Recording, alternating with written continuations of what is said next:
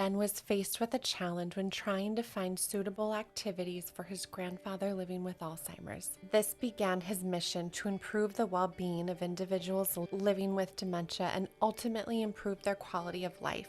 Today, my guest is Ben Atkinson-Willis. He is the CEO of Relish, an online retailer of dementia-friendly products and a source of information and advice for the management of all stages of dementia. Their mission is to help improve the overall well-being of people with dementia by providing fun, meaningful, and engaging activities that help build their relationship with their family, friends, and caregivers. Today we talk about the mission and the inspiration behind Relish, the range of products and activities offered, the research and development process, the impact on relationships between individuals with dementia, their family, friends, and caregivers, their exciting upcoming product launch that aims at promoting independence and the ability to live at home.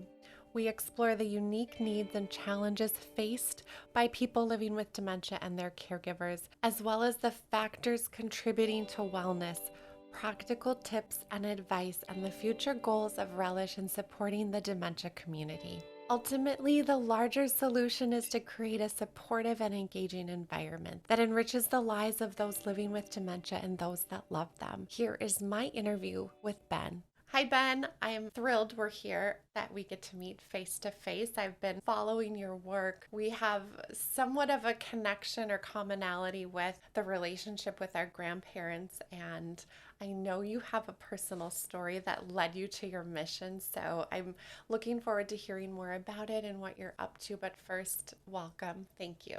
Yeah, thanks so much, Nicole. And thanks for having me on. It's great to have the opportunity to share my story.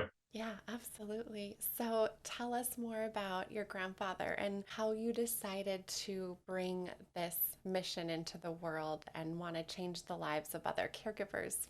Yeah, absolutely. So yeah, it kind of started for me probably when I was about 10. My granddad was diagnosed with Alzheimer's disease. And obviously over the time after that, as a family, we saw kind of the effects that that had on him and all the family members around him. And one thing that we really noticed as a family that became more and more difficult was how to stay occupied throughout the day and how to enjoy life once Mhm. you have Alzheimer's, which can become increasingly difficult Right. as it becomes harder to communicate and all those sort of things. But one thing that we just loved doing together was jigsaw puzzles. And when my granddad was first diagnosed with Alzheimer's, we started with 1,000 piece, and we slowly went to 500, and then 200, and then it was 50-piece jigsaw puzzles. And then we eventually had to use like kids products, kids toys to kind of, because that's all he was cognitively able to do. And it just seemed crazy to me that there wasn't anything specialist on the market that was actually designed for someone like my granddad, because although he's had Alzheimer's and he was struggling to make sense of the world in the same way that you or I would, it didn't mean he didn't know who he was and didn't know the things that he liked. So using a kid's product was quite demeaning, obviously. Oh, absolutely. So and yeah, I looked all around and there was just nothing on the market that was going to work, and the whole care sector and everyone with dementia was having to make do with either kids products or homemade products, or so it seemed a bit crazy to me. But luckily, by this point, I was training to be a product designer at university, and I thought, oh, I'm going to try and make one, see how that goes. So I set about trying to make the perfect jigsaw puzzle for my granddad, and looked into every little feature, every little problem that he had, and that was stopping him being able to do a normal puzzle. So we've created this very rough prototype and things like the content. So he was an engineer in World War II, so we had the puzzles. It was big Spitfire. Pieces were really large, so he had dexterity problems, so he could pick up the pieces. The color contrast was really high because people with dementia obviously can have quite severe visual impairment problems. The finish was a matte finish because again, glossy surfaces can cause issues. So I really designed it from the ground up, just specifically for people with dementia to be as perfect as possible. And then I tried it with my granddad, and yeah, he absolutely loved it. You could just see the kind of joy that was on his face when he completed it, which was just awesome to see. And that just got me thinking, okay, well, that's my granddad. That's been amazing. But what about all the other people living with dementia worldwide? I think there's 50 million plus people now living with dementia. Is this something that could help them? So yeah, I didn't probably know at the time, but that was really the seed of the idea that's led to Relish and all the products that we create now. I wish that you guys were around when I was a director overseeing multiple departments in a senior living community. Yeah. This was like, oh gosh, 20 years ago, 10 years ago, throughout that time. And I wanted to be able to interact with my residents. And puzzles were such a great piece, but it always felt so unsettling to use the childlike puzzles, right? Yeah, It just, oh, it hurt my heart every time I had to do it, but it was the only option at the time. exactly. That's the thing. It's nothing to do Right. with the carers or anything. That's the only Right. option. So it's better than nothing. But Yeah. how much better could it be Oh with the my right resource? gosh. Yeah. I know. So I know when I was reading your story, I was so thankful that there's products like that available because we do want to elevate that dignity and respect these lives that the people that we love have lived and all that they've contributed. And you mentioned, your grandfather with his history and being able to connect with him in a way that things that were meaningful to him, you know. Yeah, exactly. Yeah. I love Yeah. And that. it was doing the puzzle, but it was also an amazing opportunity for me and him to spend time together, which is shouldn't be overlooked as well because he did start to struggle to have a conversation further in his journey. And then the puzzle was a great way to do things together that didn't necessarily involve sitting down and have a conversation. Right. So it's just an amazing, Right. yeah, Yeah. I love the process from that The perspective too. mechanism to connect. And I think, too, with the puzzle side, when you have the theme of also what the image or the visual is on the puzzle, that's just another conversation piece, too, pulling that Exactly. Yeah. story and history and hearing what they share. Yeah, exactly. Yeah. Yeah. It can be So really powerful. Yeah, tap into that kind of earlier mhm, period in someone's life. mhm. So that kind of from your adolescence, 18 up to kind of 25 are your core memories. So if you can really tap into that, it's amazing what things in your cover you knew about, never thought to even ask your granddad, for example. Uh, Exactly. Yeah. so it'd be really powerful. I know. I always remember wanting to ask my grandma things about that time in her life too, because it was almost like this living history book where I could learn about things that I didn't, know before, and she could share. And then I would try to like write down as much as I could. Yeah. But it's like that living history that we so badly, I think, need to know about. Yeah, absolutely. Absolutely. So Relish really is highlighting the well-being of people living with dementia. I mean, that's when I think of the company, you have these products, but it's really about something so much bigger and there's so much meaning behind it. Can you share with us more about Relish in terms of what you offer, how you support that well being? I know that I was looking through all of the different products and I love how you categorize them, and I'll let you share more about that. I'm sure I'll have more questions. Absolutely, yeah. So yeah, at Relish, we're on a mission to improve the well-being of people living with dementia and those close to them as well, as you kind of highlighted before. And we do that through products, the puzzle being one example of that, but also through free resources and support as well, because we don't want to be a product company. We actually want to support the full well-being journey of someone living with dementia from diagnosis all the way through. Really, the aim is to just help people continue living life to the fullest extent that's possible for as long as possible, basically. Yeah. So that's really what we're trying to aim to do.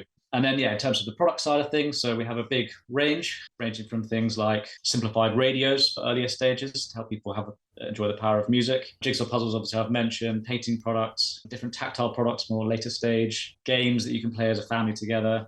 So a big suite, and obviously, we're building out all the time. And I'll share with you the latest product we're about to launch later on, if that's okay. Yeah. So yeah, that's kind of on the product side. On the resources, we have a huge suite of free activities that we offer as well. I think it's Mm-hmm. about 500, catered for different stages of dementia and different interests as well. Because what we found with our research was that actually you don't always need a physical product to actually be able to have a great time together or bring those kind of moments of connection. Simple things like going for a walk in the park, going to the pub, just having a conversation, the reminiscence, Mm-hmm. you're talking about past memories. You don't necessarily need a product for that, but it's how do you approach that conversation? We provide loads of different tools and resources to help facilitate that, basically. And then finally, which is an area we've just released, is what we call our Wellbeing Hub. This is interviews with people living with dementia that are really, really inspirational, talking about how they have helped to improve their well-being since diagnosis of dementia. Because I think the big stigma around dementia, and there's a stat I saw from the Alzheimer Association that 62% of people think that life's over once you've had a dementia Mm-hmm. diagnosis. And that's something we really want to fight against because there's so much that you can do and you will be able to do to help still living a pretty fulfilling life. Coming from people with dementia, hearing that personal story around how they've managed to do that is really empowering and hopefully inspirational for people using our site as well. Oh, I can imagine.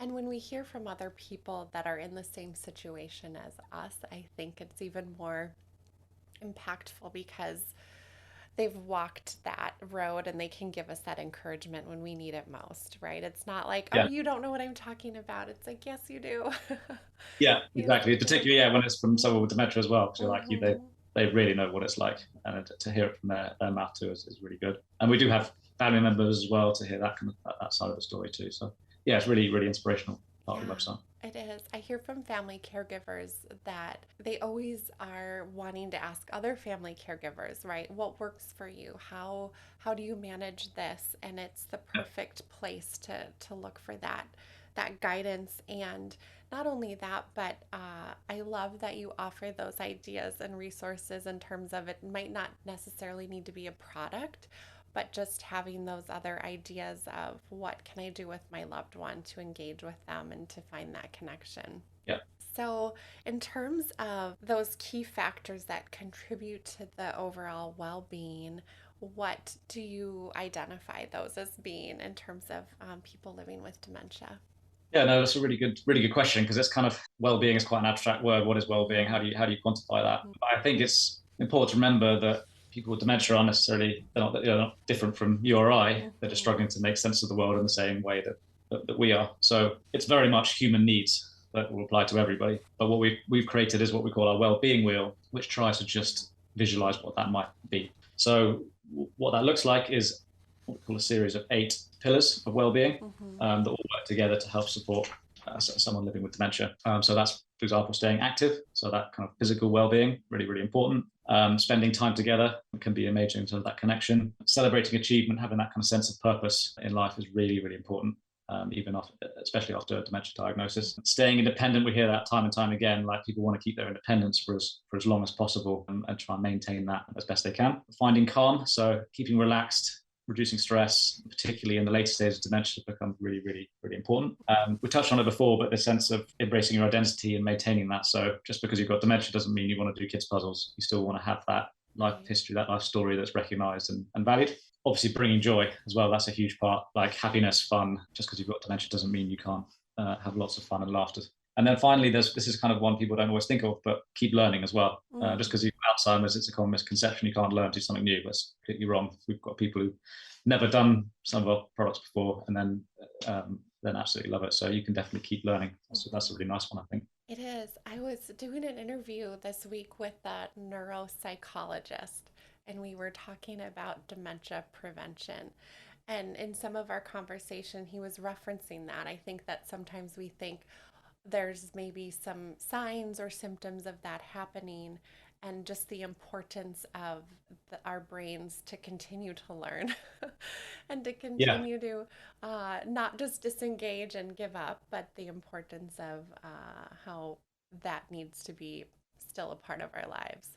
yeah, exactly, Hmm. exactly. I was reading about you conducted a social return on investment analysis. Is that correct? That's right. Yeah, that's Yeah, our technical term. Yeah, yeah, I know. It's like yeah. a long word. And is that where you pulled out how you identified some of those well-being pillars of support for people? Exactly, yeah. So we had a study done by a university here in the UK called Worcester University.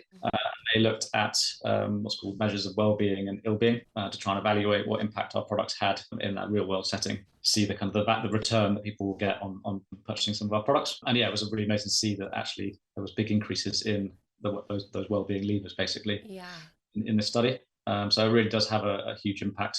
You know, I know from personal experience, my granddad, but it's great to see that there's actually data to back that up as well. Oh, completely. And I know I like data, right? We want to know that what we're doing, what we're engaging with. I think especially with people that we love has some quantifiable factors to it that Yeah, that it we can see that.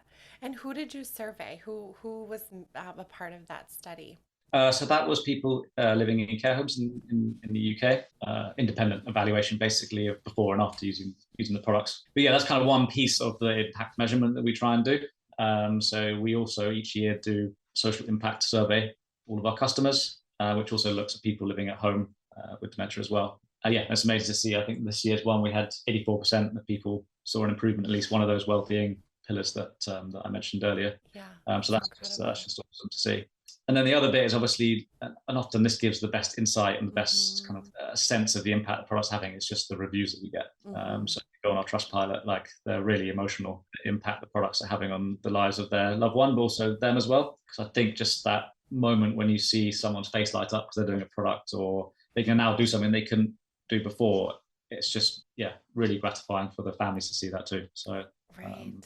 that's a great source of insight as well into the product's impact. Like completely. And as we're talking about data, what research or development do you go through when you're looking at the appropriateness of the product or the benefits to ensure that they're right inclusive, or where do they land within those different stages? How does that work out for you? Yeah, no, that's a really good, really important point, actually. Yeah, that's something we take really seriously as a product design business. Mm-hmm. Uh, is that process, and it starts with three elements really. It's obviously us as a design business, medical researchers out there, and experts within a particular field. But most importantly, people living with dementia or carers have got that lived experience, which we work together to try and create the product. First step of that is always to try and define what the need is for the product. So Mm-hmm. what's the challenge that someone with dementia facing, or a family member's facing? Is there anything out there in the market already that's doing a pretty good job? In which Mm-hmm. case, it's probably not a need for a product, or actually, is it like the puzzle? There wasn't anything out there that we know we could do a much better job. So we really define the need is there first, and then we work with the person with dementia and any researchers out there to try and generate ideas and create products. And that process takes kind of 9 to 18 months sometimes, depending on the product, Mm-hmm. making prototypes, testing them in with people with dementia, taking feedback, going back and kind of going through that process over and over again until you get to a result you're really happy with. And then obviously launch it to the market. And then it doesn't stop there. The feedback you get through the reviews, like I mentioned, and the impact surveys, etc., go back in generation two, making improvements. So yeah, it's a never-ending job to try and make the product as good as they can be. Oh, I'm sure. And based on feedback and then coming up with some new ideas as well. I'm sure it's always that evolution of how you grow. Yeah, exactly. Yeah, because you think you thought of everything, but then someone always comes back with a great suggestion that, why don't I think of that? And then you can build it into the product, which is really great. Yeah, I know. I've had some family members where I'm like, oh, I never would have thought to do that or use something that was made for one, engagement, but then they use it for totally something Yeah, totally different. Yeah. We're so many creative minds in the world, right? yeah, exactly. Yeah, can't think of it all, but Yeah. that's what's the beauty of getting the feedback. It is. It is. So for family members, how do you recommend them to get started in terms of when they come and visit Relish? What I don't know, is there a process you recommend them? Do they shop by stage or at product, or what advice would you have for them? Yeah, so that's really important because you want to make sure you pick the right product for the right person, because you don't want to pick a product that's too late stage for someone early, because then it could be a bit upsetting to someone. Same, you don't want to do something too late stage that would be too difficult and frustrating for someone with dementia. But we've got a really good tool on the website that helps you find your stage. Let's use something called the PAL assessment, which will series of 9 questions will tell you which stage you're in. I love And then that. once you complete that, it'll then show you a series of products, some of the activities I mentioned, and then also some of the advice material that we've got specific to that stage. So that's a really good starting point to get a good idea. I'd definitely recommend just playing around with the free activity resources. There's loads of great stuff in there, and it's a quick way to sort of see what works, what doesn't work. And then obviously if there's a product that you think is really going to work, then we've got lots of those things out there. But yeah, start with the stage, and then tailor it to what the individual might like, whether it's a puzzle or a game or something like that. Yeah. Yeah, I love the assessment tool. What a great idea to be able to plug in some things and be helped be directed a little bit. Yeah, so I think it's hard to know where to start, especially if you Mhm. just got a diagnosis, or you're not a family member's not necessarily an expert in dementia at the beginning. It will probably Right. be by the end, but Yeah. it's having that guidance is really it's really helpful. What are some of your favorite feedback that you've heard, or a story where you've seen some things implemented and you're like, oh, that's why I do this. This is what Yeah, it's all about. it's amazing. Yeah, we get amazing quotes for it. I say one of the puzzles we got the other day was looking at the absolute joy and happiness on his face when he completed the puzzle, "Stay with us forever." That just kind of brought me back to my granddad's first puzzle we created. I was like, yeah, that's exactly what we kind of set out to achieve. And then Mm. also with the kind of simplified electronics, people actually crying because they can now operate the radio again when they Mm. couldn't before. And just putting that control and power back in someone's hands is really powerful. So yeah, it's just great to see the impact that the products have. We just want to shout about it, tell more people that Right. there's lots of resources that can help, really. Yeah, yes. And I know you've got so many additional resources and support that complement the products. You've laid out some of those with the Wellbeing Hub. Do you have any organizations that you really love that you like to direct families to, or advice that you would offer for people if they're new to this diagnosis and trying to figure out how to manage it all? Yeah, we actually have a bank of partners that we work with, and so after newsletter there's discounts and things. So you definitely go and check that out. Things like Mm, BetterHelp, which hmm. help with counselling and things like that. The Joy Club, having resources to keep enjoying life. We're building up the bank the whole time. We also work with Alzheimer's Research UK in the UK, who we're the wellbeing partner with, to try and support them too. So yeah, we're really trying to build out our kind of bank of resources. We've got a lot in the UK, and we're trying to build out what we offer in the US as well. Right, right. I'm excited about that. Can you share some more insight into the upcoming product launch in August and how it is going to support people staying at home longer and giving them that independence? Yeah, absolutely. Yeah, we're really, really excited to finally be able to share this. It's been 2 years in the development of this product, which is called the Day range. But I'll give you a better background where it's come from and try and explain the products I'd so you love get an that. idea of how it works. One of the biggest challenges that people living with dementia face is around what we call time orientation. So you and me take this for granted, but we have an internal clock in our minds that keeps us knowing roughly what time of day it is. Is it the morning? Is it the afternoon? Is it nighttime? Is it the evening? But with dementia, one of the first things to start going is that perception of time. If you imagine you've got memory problems, you lose track of when you've had dinner, when you've had lunch. So you lose that kind of perception of where you are in the day. And what this leads to is a lot of disorientation. There's stories of people getting up in the middle of the night trying to go to work, or having lunch at 10 p.m. at night, just because of that confusion, disorientation around that comes with dementia. Alongside that, which still doesn't help, is actually reading a conventional clock becomes more difficult. Right. And it's actually one of the early signs of dementia, whether you could read a clock face. So what we wanted to try and do was create a very simplified tool that helps people, one, tell the time, but also manage day-to-day tasks. Because the knock-on effect of all those things is that people stop eating as much as they should, Hmm. medication doesn't get taken on the right times, daily things, personal hygiene doesn't get done, and someone's well-being and actual physical health will start to deteriorate. And often they can go into hospital or into care facilities much sooner than they necessarily need to, particularly if they're living independently. So yeah, the way this works is we've got a simplified day clock, which just has the time, the day, whether it's morning, afternoon, the date displayed on it. And then accompanying that is a task management tick list, basically. Hmm. So you'll write down the 10 tasks that you need to do every single day. As those time points are reached in the day, an alarm will go off going, it's time to take medication, or it's time to have lunch, or it's time to walk the dog. An alarm will go off, a light will flash. Once you complete the task, you tick that off, and then you work your way through the full day.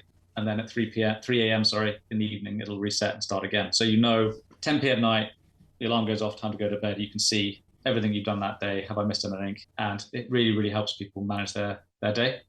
We found in the testing phase of it, people were using post-it notes and calendars and tick lists and all this kind of stuff. But the problem with that is you don't know, is that yesterday's tick list, or was that today's tick list, or have I lost my tick list, or so there's lots of chances to get disorientated, really confused, and it can become really difficult. And asking someone, one of the testing partners had a great phrase. It's like, what makes a good day for you? And he said, when a good day goes to plan. So when he's organized, when he's sure about what he's doing, and everything kind of is easy for him to manage, that's when a day goes well. And that's what we're trying to kind of address with this product. Oh, I'm excited about that. And as you were sharing, I was thinking about all the families, how that can help alleviate the concern and even the mental, what's the word I'm looking for? Energy we carry for our loved ones. I know so many people that will call mom 10 times a day or dad and say, "Did you do this? This is what's happening now. Now let's Exactly. do this. Yeah. Now take this." It's to have that independence is a big deal. Yeah. So yeah. So I should have mentioned that's a really good point. It's that Hmm. family member reassurance is massive, Hmm. and this product kind of helps. So either a carer or a family carer comes in Hmm. to see their loved one, and they can see the tick list has been half done. That's just amazing. The medication's been Hmm. taken, or certain things have been done. So it can be hugely reassuring, and you're not having that constant anxiety that someone's really struggling at home. So yeah, that's a really, really important side of it. We kind of want to build on that bit of it, but we'll see where the product development goes. Good. I'll look for that. And looking ahead, what are you hopeful for the future? How do you see Relish growing? And I don't know, what's ahead for you? Yeah, I think we just want to build on the mission really. So Mhm. to try and spread the word of improving the lives of people living with dementia. I say we're on a mission to try and help people live life fully for as long as possible. I don't think there's enough awareness out there. There's actually products, resources that can really help. Mhm. People don't know, like kind of you mentioned, people don't know these things exist yet. Mhm. So we really want to kind of raise awareness of what's out there, not just us, but there's lots of great new startups that are coming up all the time, Right. with fantastic resources that can be really, really helpful for people. So we want to be part of that story, Yeah. and driving the conversation forward for sure. And then alongside that, we also want to support, like I mentioned with Alzheimer's Research UK, the research within this space, help to find a cure, all those sort of things. We really want to kind of move that side of things forward as well. So yeah, it's really, really exciting times ahead, I think. It is. I agree. There's so much more of a conversation in our world around all of this, and it's impacting so many people's lives, not only for families, but as you were sharing, I was thinking about just how many senior living communities, and I know in the US we have thousands of them, and there are whole departments dedicated to life enrichment, life engagement, wellness, having activities that are meaningful and purposeful. So they could all use the products Yeah, and have access to that. That's a huge need. Yeah. yeah, and yeah, you've massively seen that just since I've been doing this, the Hmm. importance of that stuff in the care sector Hmm. driving through as well. So it's really, yeah, I just can't believe the change from 2011 when I started the company Hmm. to Hmm. was 10, just over 10 years. Yeah. Change has been huge already. So just keeping that momentum going, I think. Right. Yes. Well, where can we learn more? Where can we connect with you and Relish? And are your products available worldwide in certain locations? Tell us more about that. Yeah, so we sell globally pretty much, Europe, Hmm. North America. So if you visit our website www.relish-life.com, you'll be able to find the products there. We also sell on Amazon and through some retail partners. Yeah, but first port of call, go to the website, check it out. Yeah, see where it takes you. Thank you. Thank you for sharing your story, encouraging us all that there's hope, that there are meaningful ways we can connect with our loved one through what you're doing. So I appreciate that. Thank you so much. That's it. Yeah, thanks, and thanks again for having me. Appreciate it. Thank you for listening today. If you enjoyed our episode, please subscribe and give us 5 stars. In all honesty, we'd love to hear from you. Thank you so much for listening to our episode.